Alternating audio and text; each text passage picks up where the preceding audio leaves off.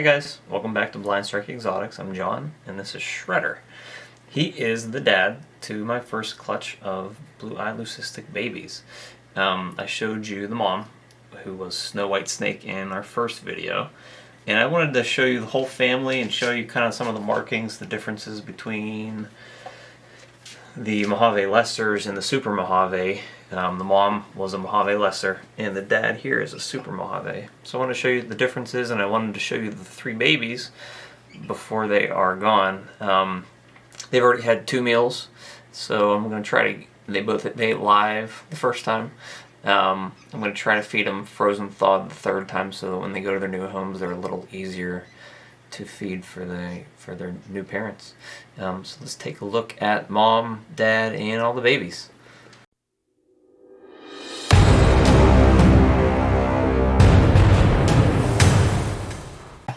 Alright, here is mom and dad.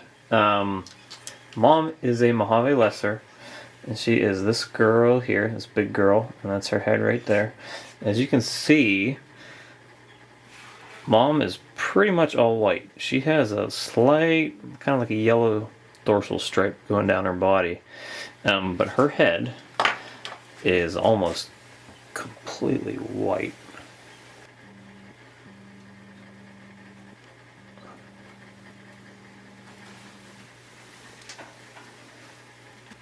Dad is a Super Mojave, and the difference between mom and dad is, if you can see, his head is a little darker. Some people say it's lavender. It's kind of like a gray almost.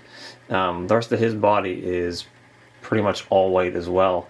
He does not really have a yellow dorsal stripe like the Mojave Lesser mom does. But you can definitely see that his head is a lot darker than hers. And her head, and she's hiding, she's trying to get away. Let's see if we can get their heads together in the same place.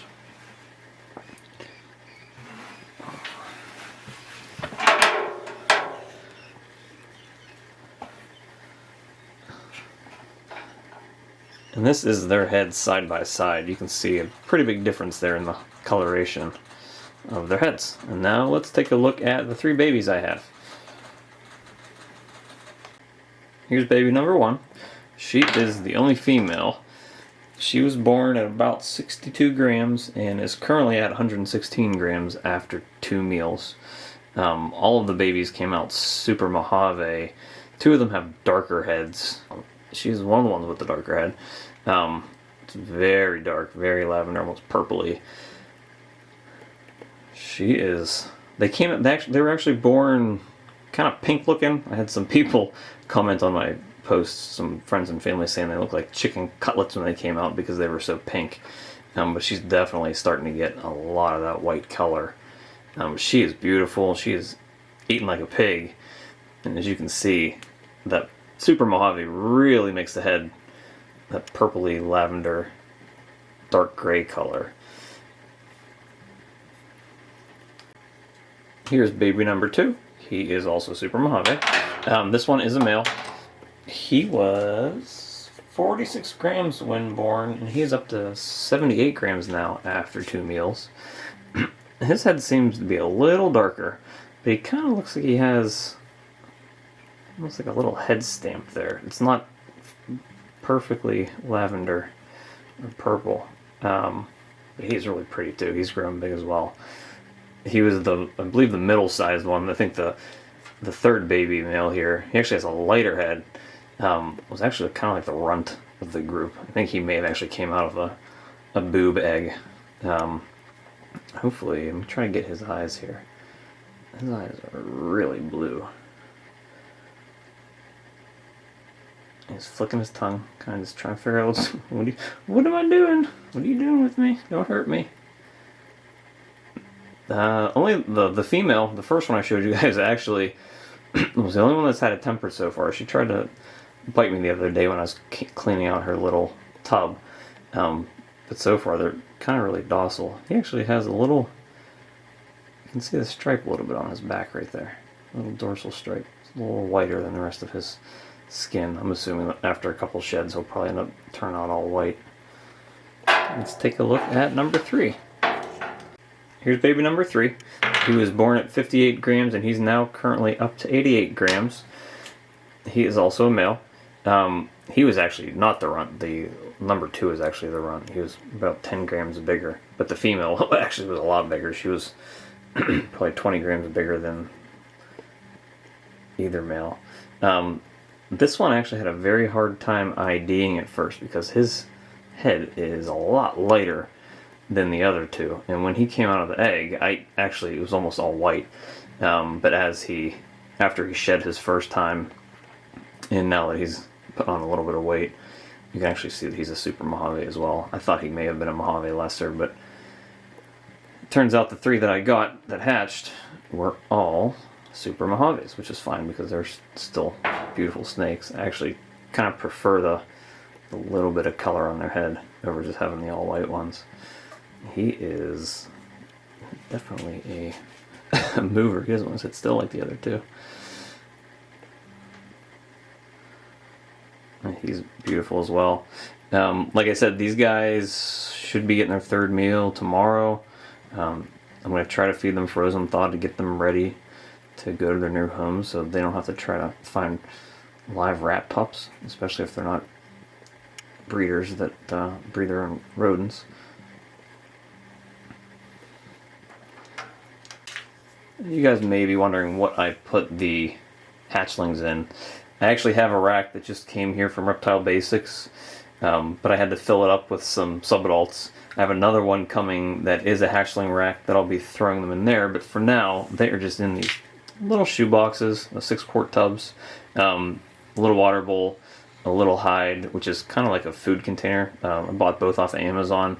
You cut a little hole in it to use as a hide, humidity and temperature gauge, and I think the humidity is actually broken. But that's really all they need as hatchlings. They're sitting on a rack, and I have some Flex Watt heat tape on there with a thermostat on the back half of the tub.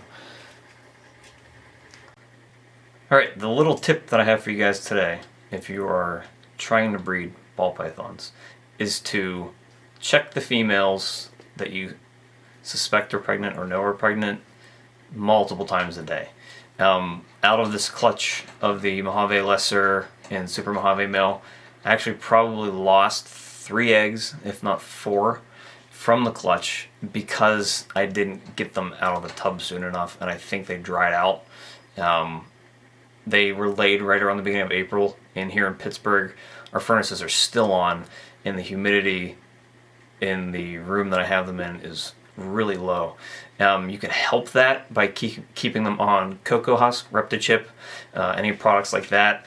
But at that time, I only had her on paper, and because I left them in there so long, I think the eggs got too desiccated and they started to go bad. So I was able to save 3 of them, but my clutch basically went in half at that point. And so it's kind of that was my first clutch. It was the first time a female had laid for me.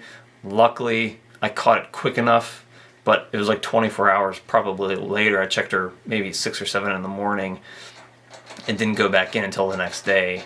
And I'm still learning on how you know for sure when they're going to lay for you.